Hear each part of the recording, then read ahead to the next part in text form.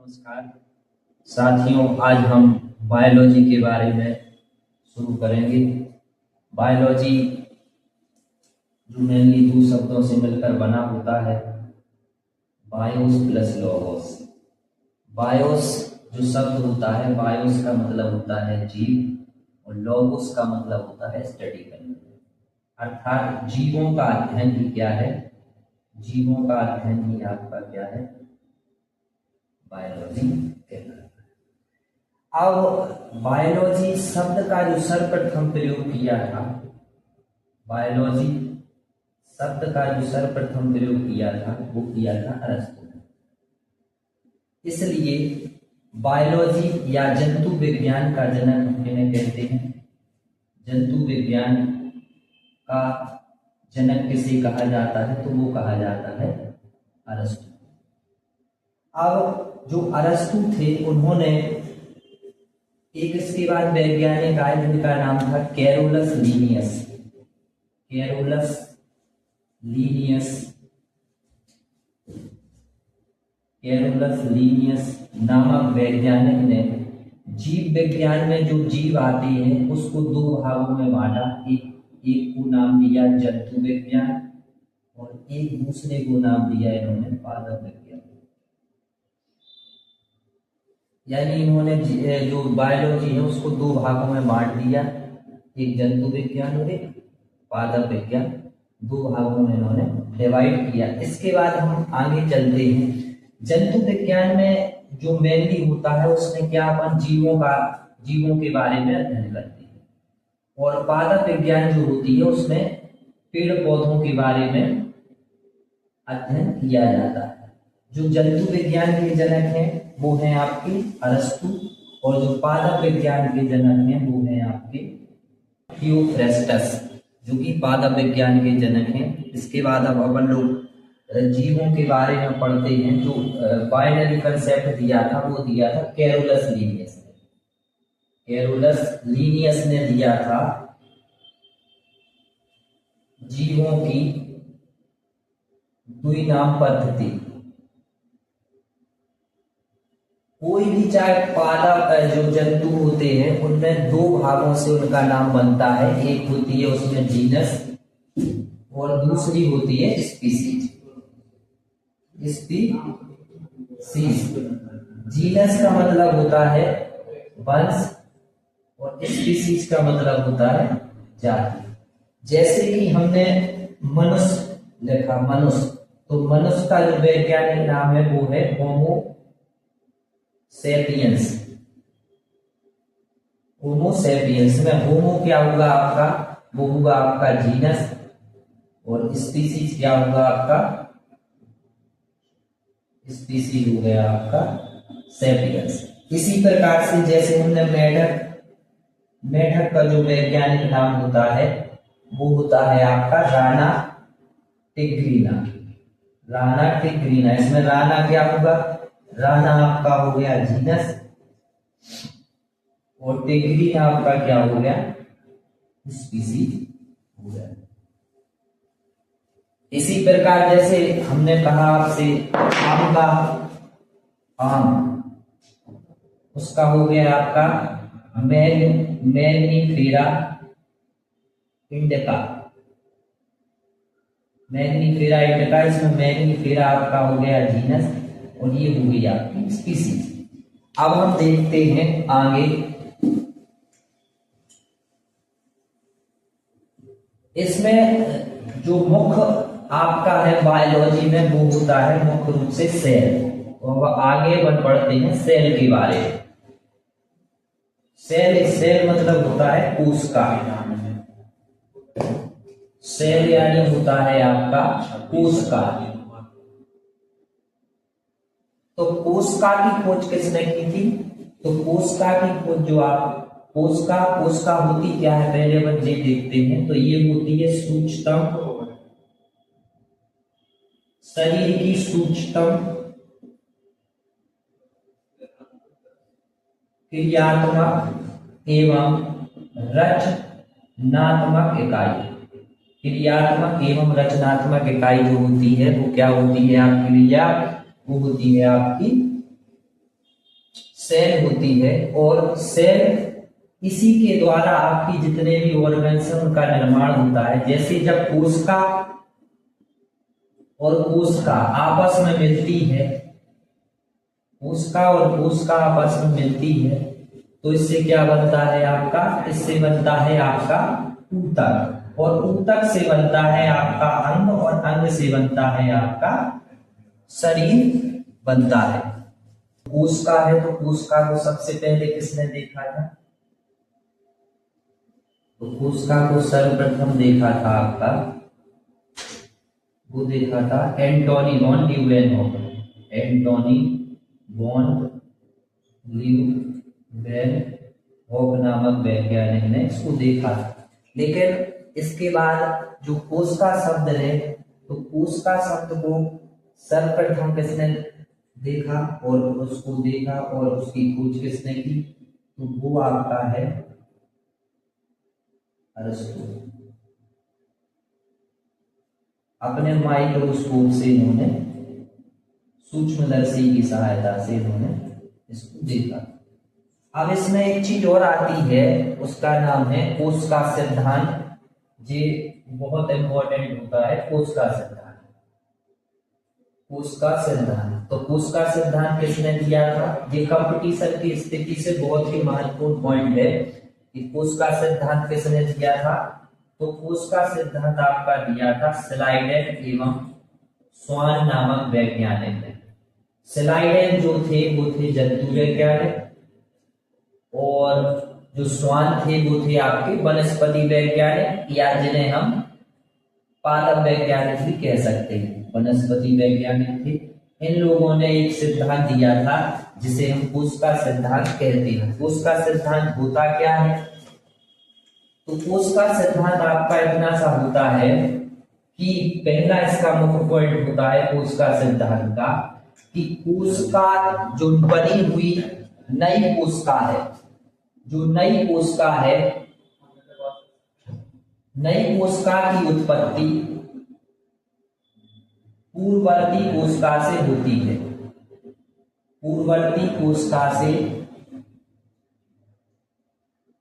होती है। कहने का मतलब ये है कि जब पुरानी कोशिका नष्ट हो जाती है तो जो नई कोशिका है उसकी जगह उसका स्थान ले लेती है। ये इसका पहला पॉइंट है।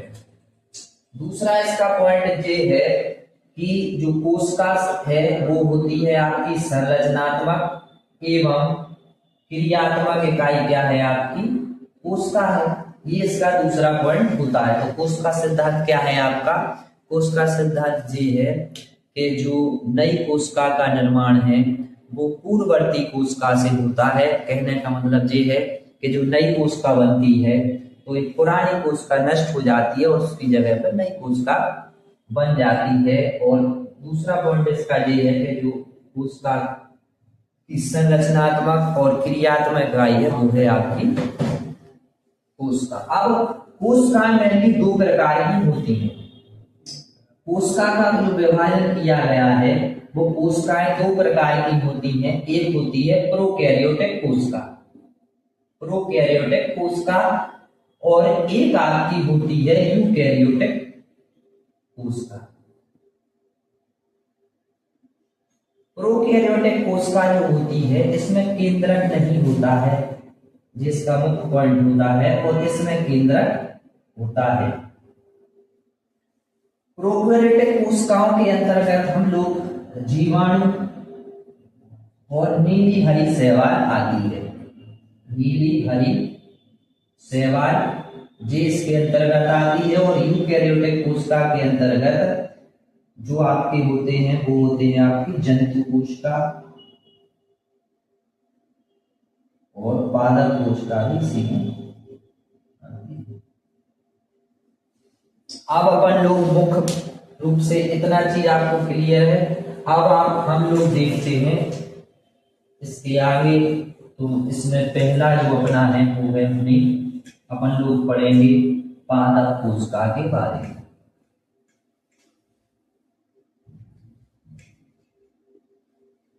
पादप कोशिका,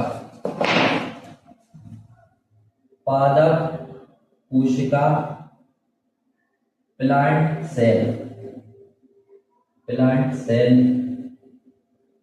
के बारे में हम लोग पढ़ेंगे। तो जो पादप कोशिका होती है वो आपकी 3 लेयर्ड होती है। ये उसका डायग्राम लोग ड्रॉ करेंगे हम। तो ये आपकी क्या हुई,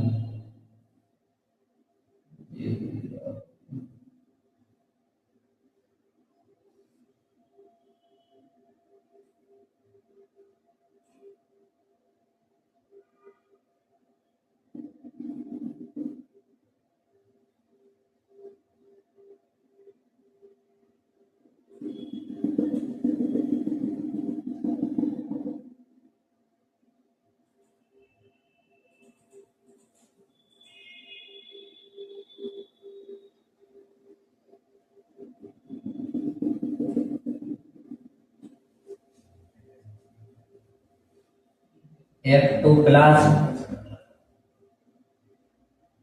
मेसोप्लाज्म और एंडोप्लाज्म। इसमें जो होती है उसको कहते हैं न्यूक्लियोलस। न्यूक्लियोलस के अंदर क्या होता है, न्यूक्लियस। इसके बाद ये होता है साइटोप्लाज्म। साइटोप्लाज्म के अंदर इसमें होते हैं 70 इस प्रकार की राइबोसोम।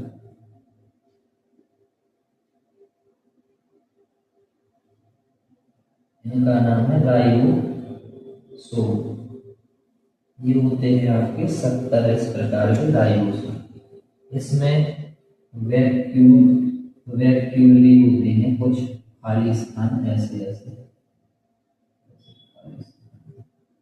इन्हें कहते हैं वैक्यूल्स। वैक्यूल्स का मतलब होता है रिक्तिकाएं। साइटोप्लाज्म का मतलब होता है जीवद्रव। न्यूक्लियस का मतलब होता है केंद्रक और न्यूक्लियोलस का मतलब होता है केंद्र का। ये जो भित्ति होती है वो 3 भाग में। ये होती है बाह्य भित्ति, ये होती है मध्य भित्ति और ये होती है आपकी अंतर्भित्ति। इसके अलावा इसमें होता है जैसे माइटोकॉन्ड्रिया, कुछ ईंटोनुमा संरचनाएं होती हैं, कुछ ईंटोनुमा संरचनाएं होती हैं।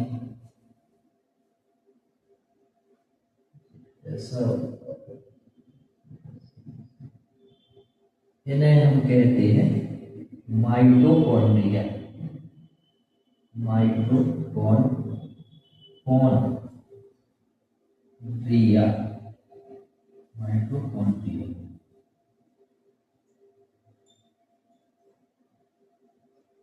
इसमें एक और होती है जिसमें पाचक एंजाइम भरे होते हैं, एक थैली होती है जिसको हम कहते हैं लाइसोसोम।